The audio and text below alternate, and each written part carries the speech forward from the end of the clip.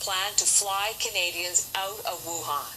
Global Affairs Canada says now 325 people have requested help getting home. But flying them out is not exactly straightforward. The airspace over Wuhan is closed, and so far, China has not yet given the okay. But here's the plan as far as the detail we got up to late last night. The federal government says it will fly a charter plane to Hanoi, Vietnam.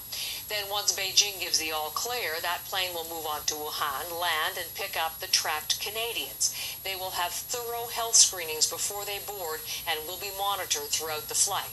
When they return to Canada, that plane will land at CFB Trenton in eastern Ontario, and the people on board, all of them, will be quarantined right there for 14 days. Now, those are the details as we had them in a statement last night. Janice McGregor is going to lead off our coverage from Ottawa.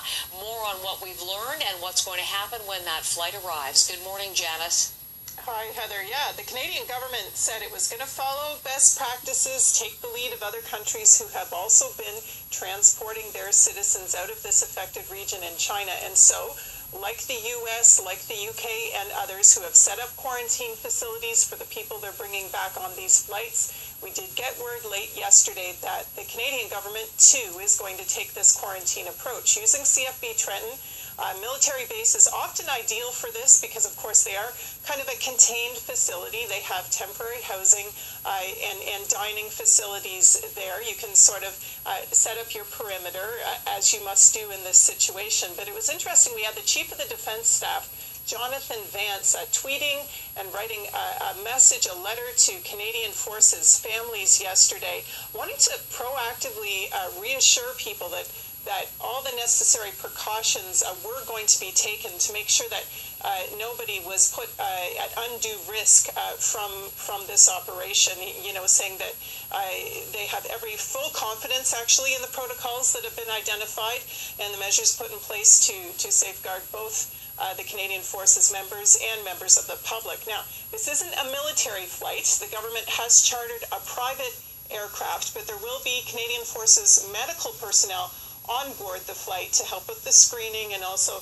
be involved in any treatment needs that may arise with the people on board. And we have no confirmation, I think it's important to say, yet that this flight has arrived in Hanoi, which we're told will be kind of where it waits for the final authorization from the Chinese officials. So we're watching for more information on that. And no information yet on whether this flight is going to be taking anything in, because we know there are supply shortages on the ground. Probably wouldn't want to waste an empty aircraft flying into a place where travel is very limited right now. So we have more questions. I'm sure at noon we'll be able to get some of them answered. But one of them, how big is this plane? We know there are now 325 people who have requested departure assistance out of Hubei province. Will the flight be big enough for that many? We know the Chinese are not letting dual nationals on that flight. Permanent residents also not eligible. You have to have entered China on a Canadian passport with a valid Chinese visa.